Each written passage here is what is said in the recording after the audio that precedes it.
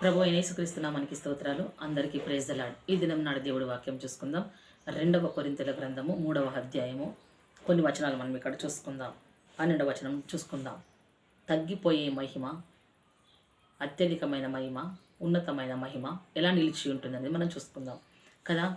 ధర్మశాస్త్ర కాలంలో, మోషే ధర్మశాస్త్ర కాలంలో, ఆ సమయంలో యేసుక్రీస్తుల వారు ఇచ్చిన మహిమను బట్టి వారు నిలకడగలేక ఆ మహిమలో మోషే ముసుగు వేసుకున్నాడు. ఎందుకు వేసుకున్నట్టే మహిమ తగ్గిపోతుంది ఆయనది కదా, తగ్గిపోతుంది. కాబట్టి ఇక్కడ చూసుకున్నట్లయితే తగ్గిపోవచ్చున్న మహిమ యొక్క అంతమును ఇజ్రాయేలీలు తేరి చూడకుండానట్లు తగ్గిపోతున్న మహిమ అంతము ఇచ్చిన దేవుడు ప్రత్యక్షత మోషే గారికి ఇచ్చాడు. ఆ మోషే గారికి ఇచ్చిన ఆ ప్రత్యక్షత, ఆ మహిమ తగ్గిపోవచ్చున్న సమయంలో కదా, ఆ అంతమును ఇజ్రాయేలీలు తేరి చూడకుండానట్లు, ఇజ్రాయేలు ప్రజలు తేరి చూడకుండానట్లు మోషే ముఖము మీద ముసుగు వేసుకున్నాడు. అంటే ఎందుకు తగ్గిపోయింది అని అంటారు అని అంటే, అక్కడ క్రీస్తుల వారు రాలేరు కదా. దేవుడు వాక్యం చేత సందేశం జరుగుతుంది. దేవుడు యెహోవా తండ్రిని దర్శించడం ద్వారానే అక్కడ కార్యం జరుగుతుంది కదా. మోషే ఇక్కడ యేసుక్రీస్తుల వారు మనం చూసుకున్నట్లయితే వేసుకున్నాడు. కాబట్టి మేమట్లు చేయక ఇట్టి నిరీక్షణ గలవారం ఈ బహుధైర్యముగా మాట్లాడుచున్నాం అంటున్నారు. ఈ మాట అన్నది ఎవరు? పౌలు భక్తుడు అన్నాడు. ఎట్టి ధైర్యంతో? నిరీక్షణ కలిగిన ధైర్యంతో. నిరీక్షణ ఎవరి యందు ఉంచాం? మనం దేవాతి దేవుడిని యందు నిరీక్షణ ఉంచాం కదా. ధైర్యం ఎక్కడి నుంచి వచ్చింది అనేది మనం కింది వరకు చూసుకుందాం. అలా అంటాడు, వారు అంటారు అని ఏమంటారు? మరియు వారి మనస్సులు కఠినములాయను గనుక నేటి వరకును పాత నిబంధన చదువుతున్నప్పుడు వారేమనుకుంటున్నారంటే, పాత చదువుతున్నప్పుడు అది క్రీస్తునందు కొట్టివేయబడినని వారికి తేటపరచబడక ఆ ముసుకే నిలిచి ఉన్నది కదా. అంటే వారు చదువుతున్నారు గ్రంథాన్ని, కానీ మోషే కాలం నాటి కొన్ని క్రియలను, కొన్ని కార్యాలను, కొన్ని విషయాలను ప్రభుల వారు వచ్చిన తర్వాత కొట్టివేశాడు. కొట్టివేసిన దానిని ఇంకను జ్ఞాపకం చేసుకుంటున్నారు. అందులో కొన్ని కొట్టివేశాడు కదా, జ్ఞాపకం చేసుకుంటూ అదే ముసుగులో ఉంటున్నారు అన్నట్లు. అంటే ముసుగు కింద ఉన్నవారమా మనము? మహిమ కింద ఉన్నవారమా? మనము మహిమ కింద ఉండాలి. ముసుగు కింద కొట్టివేయబడింది, మహిమ తగ్గిపోయింది, అక్కడ కొట్టివేయబడింది. ఇక్కడ మహిమ నిలిచి ఉంటుంది, అధిక మహిమ నిలిచి ఉంటుంది. మహిమని కాదు, అధిక మహిమ. మనం కింది వరకు చూసుకున్నట్లయితే ఇక్కడ ఏమంటాడు పౌలు భక్తుడు అని అంటే, ఇక్కడ అంటాడు, వారి హృదయము ప్రభువు వైపు ఎప్పుడు తిరుగునో అప్పుడు ముసుగు తీసివేయబడును అంటాడు పౌలు భక్తుడు. ఎప్పుడు వారి హృదయము ప్రభువుల వైపు తిరుగునో అంటే ధర్మశాస్త్రమును, మోషే ధర్మశాస్త్రమును చూడకూడదని కాదు, అందులో ఉన్న విషయాలు మనం మాట్లాడకూడదని కాదు, వాటిని అనుసరించకూడదని కాదు, కానీ కొన్ని కొట్టివేశాడు కదా. అక్కడ కొట్టివేయడం మనం జాగ్రత్తగా గమనించాలి. మోషేకు ప్రత్యక్షత జరిగింది, అగ్ని మహిమ చేత ప్రత్యక్షత జరిగింది. ఆ మహిమ తగ్గిపోవచ్చున్నది. ఇక్కడ యేసుక్రీస్తుల వారి మహిమగా వచ్చాడు ఆయన. యేసుక్రీస్తుల వారి మహిమగా వచ్చారు కాబట్టి తగ్గిపోయే మహిమ కాదు, అధికమైన మహిమ కదా. అధిక మహిమలో నిలిచి ఉన్నాం మనము. కాబట్టి ఇక్కడ కొట్టివేయబడింది అన్నట్లు. ఏం జరిగింది ఇక్కడ? మహిమ, అక్కడ ముసుగు వేసుకున్న మహిమ కొట్టివేయబడింది.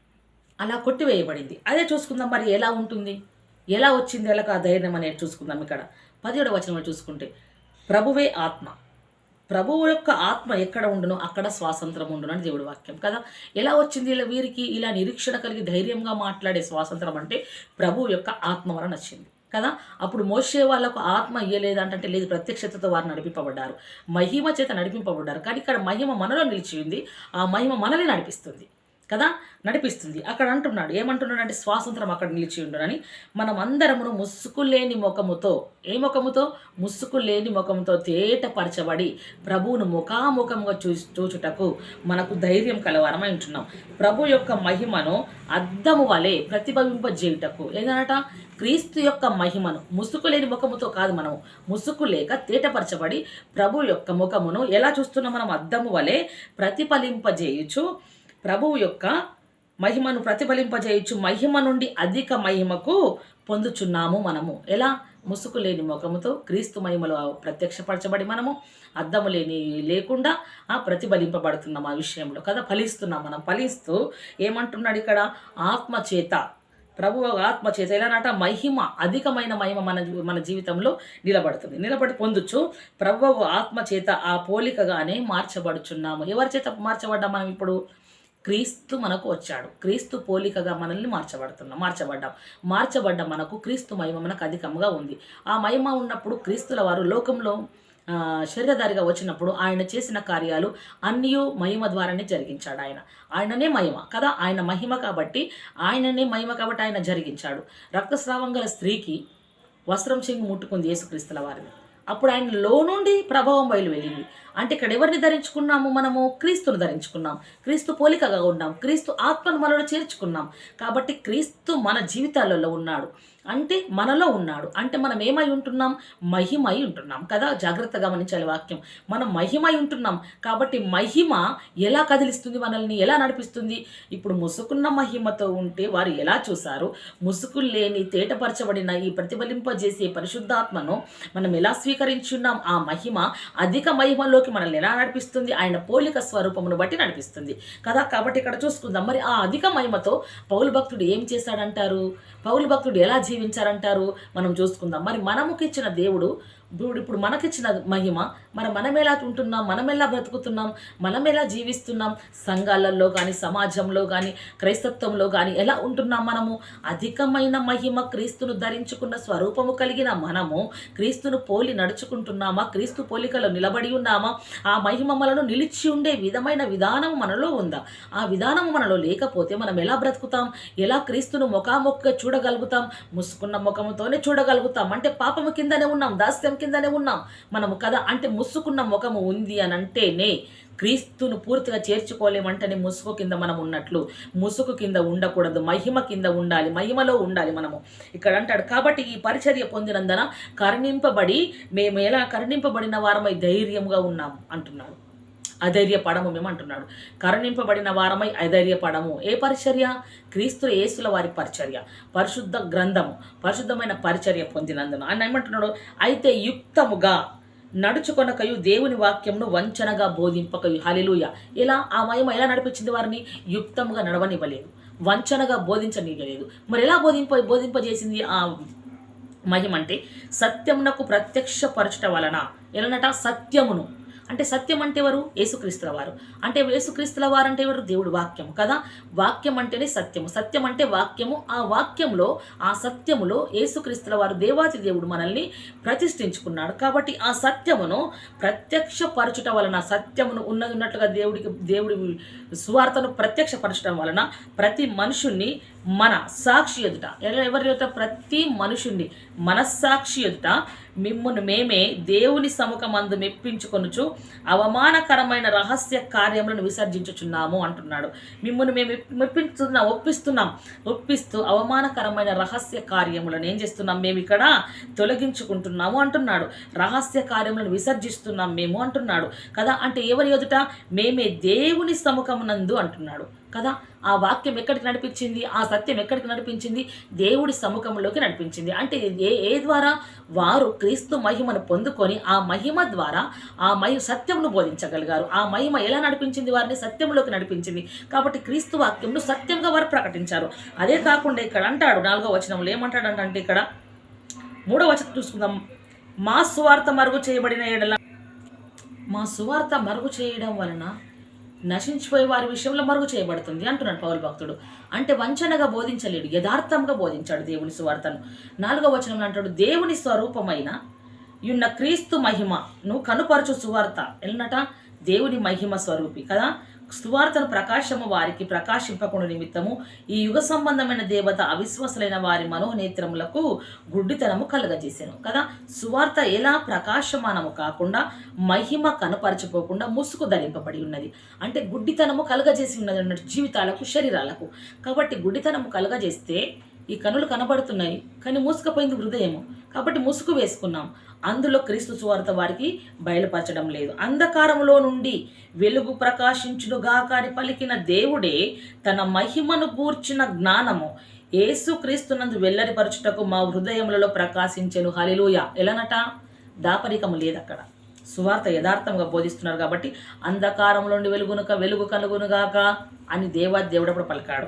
ఆ దేవుడే, పలికిన దేవుడే తన మహిమను ఎలానట? మా హృదయములలో ప్రకాశించాడు. ఎలానంటే తన మహిమను గూర్చి జ్ఞానము యేసుక్రీస్తునందు వెల్లడిపరచుటకు. ఎక్కడ వెల్లడిపరిచాడు? ఆయన మహిమను గూర్చిన జ్ఞానము యేసుక్రీస్తునందు వెల్లడిపరచుటకు మా హృదయములలో ప్రకాశించెను. హల్లెలూయా.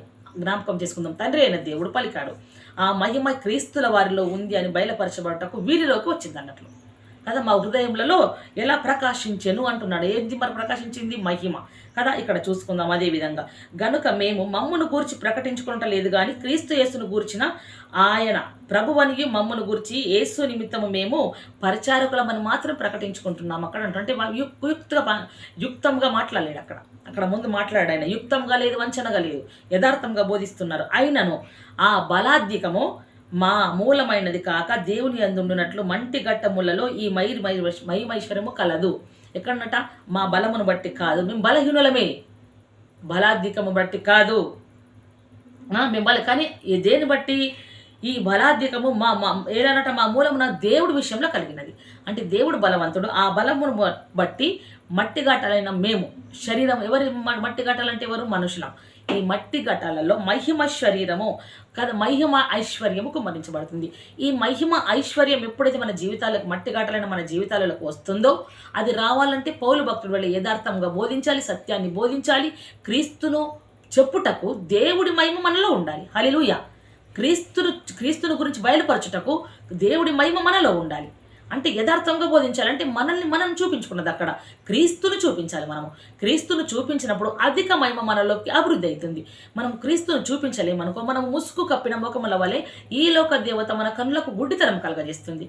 అలా గుడ్డితనం వేసుకుని ముసుగు వేసుకున్న ముఖంతో క్రీస్తును చూడలేము. కాబట్టి ఆ గుడ్డితనాన్ని తొలగించుకొని క్రీస్తును నిలబడి యథార్థంగా క్రీస్తును ప్రకటించాలి, క్రీస్తును బోధించాలి. క్రీస్తే కార్యం చేయవాడు, క్రీస్తే నిలిచి ఉండేవాడు, క్రీస్తే నడిపించేవాడు, క్రీస్తే కార్యం చేయవాడు అని క్రీస్తును బోధించారు వారు అక్కడ కదా. అలా మళ్ళీ ఏమంటుండో, వారి బలమును బట్టి కాదు, క్రీస్తు బలమును బట్టి, దేవుడి నుంచి వచ్చిన బలమును బట్టి. అది ఎక్కడుంది? అది అంటే పూర్తిగా మా జీవితాల్లో ఉంది, మా హృదయాలలో ఉంది. ఎలా ఉంది అంటే మన హృదయాలలో మహిమ ఐశ్వర్యంగా ఉంది. అది ఐశ్వర్యం ఉన్న ఇంట్లో ఏమైనా కొద్దుగా ఉంటుందా? లేదు. మరి మహిమైశ్వర్యం మనలో ఉన్నప్పుడు మనం ఎట్టి కార్యాలు చేస్తాం, గొప్ప గొప్ప కార్యాలు చేస్తాం, గొప్ప గొప్ప క్రియలు జరిగించనై ఉంటాం.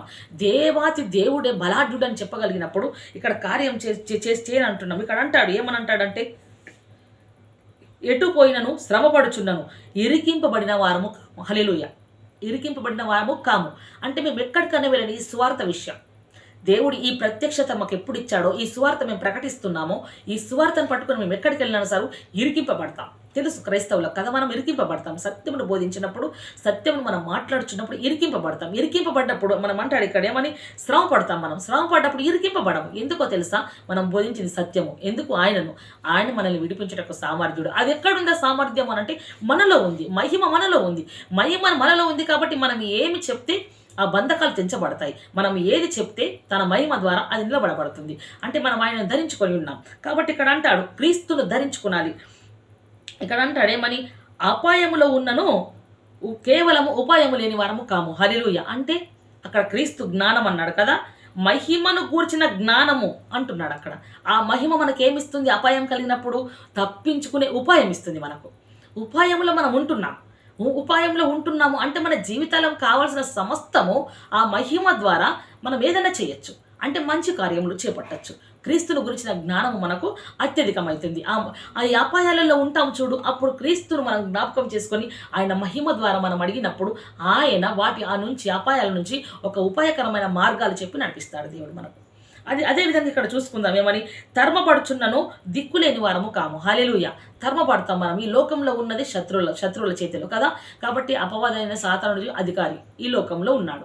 వాడు అనేకమైన ప్రజల్ని లేపుతాడు, సొంత బంధువులను లేపుతాడు, సొంత పిల్లల్ని లేపుతాడు, సొంత భర్తను లేపుతాడు, సొంత భార్యను లేపుతాడు, అక్క చెల్లెలను లేపుతాడు, అందరినీ లేపుతాడు, సొంత వారిని లేదంటే ఇతరులను లేపుతాడు. అలా మనం ధర్మపడుతున్న సమయంలో మనం ఎవరమాట? దిక్కులేని వారము కాము అంటున్నాడు పౌలు భక్తుడు. ఎలా అంటే మనకు దేవుడు దిక్కున్నాడు. ఆయన మహిమ ఐశ్వర్యం మనలో ఉంది. ఆయన మహిమ మనతో ఉంది. మనము దిక్కులేని వారమా? కాదు. ఈ లోకంలో ఉండి మనం తరముచున్నారే వారు దిక్కులేని వారు. మనము దిక్కులే కాదు, మనము దిక్కున్న వారమై ఉంటున్నాం. ఏ దిక్కు? క్రీస్తు తట్టు తిరిగి ఉన్నాము. అప్పుడు ముసుగు తీసివేయబడి ఉన్నది. క్రీస్తు వైపు తిరిగి ఉన్నామంటే క్రీస్తు సైన్యం మనతో ఉంది. అంటే పరలోక రాజ్యమే మనతో ఉంది. అంటే పరలోక అధికారం మనతో ఉంది. పరలోక క్రియలన్నీ మనతో ఉన్నాయి. పరలోక స్వాస్థ్యం మనతో ఉంది. పరలోక ప్రకాశమానమైన వెలుగు మనతో ఉంది. అంటే మనము బలాఢ్యులము, బలవంతులం, బహు సైన్యమైన జనము మనము. కాబట్టి మనము దిక్కులేని వారము కాము. ఎప్పుడు? క్రీస్తు మహిమ మనలో ఉన్నప్పుడు, క్రీస్తు మహిమ మనలో చేర్చబడినప్పుడు, క్రీస్తు మహిమ మనలో నిలిచి ఉన్నప్పుడు. ఇలా అంటాడు. ఇలాంటి యొక్క మాట అంటాడు. ఏమని అంటాడంటే పడద్రోయబడినను నశించు వారము కాము అంటాడు. మనల్ని పడద్రోస్తారు చూడు, అనేకమైన మాటల చేత, క్రియల చేత, నిందల చేత కృంగిపోయి లోపడతాం చూడు. అప్పుడు అంటాడు దేవుడు వాక్యం ఏమంటదంటే, గుంటలో పడతాం చూడు, వారు గోతిలోకి పోరు, వారికి ఆహారము తప్పదు అంటాడు. అని ఏమంటాడు ఇంకొక మాట, వారు పడినను నీతిమంతుడు 7 పర్లను తిరిగి లేచు. ఎందుకంటే వారిని లేపటకు దేవుడు ఉన్నాడు కదా వారితో కదా అని దేవుడు వాక్యం సెలవిస్తుంది. కాబట్టి మేము పడదోయబడినను మేము ఎవరము కామిక్కడ, మేము పడదోయబడినను ఎవరము కామిక్కడ అని అంటున్నాడు. అంటే ఆయన మేము నశించు వారము కాము అంటున్నాడు కదా. మేము నశించిపోము. ఎందుకు నశించిపోమంటే మహిమ ప్రత్యక్షత మనలో ఉంది. ఆ మహిమ ప్రత్యక్షత మనల్ని లేపుతుంది, వృద్ధిపరచబడతాం మనం కదా మహిమలో. కాబట్టి మనం నశించిపోము. ఎందుకు నశించబట్టే క్రీస్తు రక్తం కిందకి ఎప్పుడో వచ్చాం. ఆయన మహిమ మనలో ఉంది. నశించిపోవడానికి ఆయన సువార్త మనలో ఉంది. ఆ సువార్తను ప్రజలకు వెల్లడిగా వెలుగుగా మనం ప్రకటిస్తున్నాం. ప్రకటించడానికి దేవుడు నిలబెట్టి ఉన్నాడు. కాబట్టి ఎలా నశించిపోతాం? నశించుచున్న వారికి వెలిగించుటకు, నశించిపోతున్న వారికి సువార్త యథార్థంగా బోధించుటకు, దిగజారిపోతున్న వారిని బలపరచుటకు దేవుడు మనలో బలమై నిలబడ్డాడు. దేవుడు మనలో శక్తి నిలబడ్డాడు. ఆయన మహిమై నిలబడ్డాడు. కాబట్టి మనము నశించిపోము. ఇక్కడ అంటాడు ఒక మాట, ఏమంటాడు? యేసు యొక్క జీవము మా శరీరమందు ప్రత్యక్షపరచబడుటకై. హల్లెలూయా. ఏంది? క్రీస్తుల వారి జీవమట మా శరీరమందు ప్రత్యక్షపరచబడాలంటే క్రీస్తు శ్రమపడి అదే విధంగా నిలబడి ఉన్నాడు దేవునిలో. వీరు క్రీస్తును ధరించుకున్న వీరు కూడా శ్రమలను అనుభవిస్తూ క్రీస్తును ధరించుకొని ఉన్నారని క్రీస్తును చూపిస్తున్నారు. ఏమని చూపిస్తున్నాడు? యేసు యొక్క జీవము మా శరీరమందు ప్రత్యక్షపరచబడుటకై యేసు యొక్క మరణానుభవమును మా శరీరమందు ఎల్లప్పుడూ సహించుకొని పోవచ్చున్నాం. హల్లెలూయా. దేని కొరం అంటున్నాడు ఇక్కడ?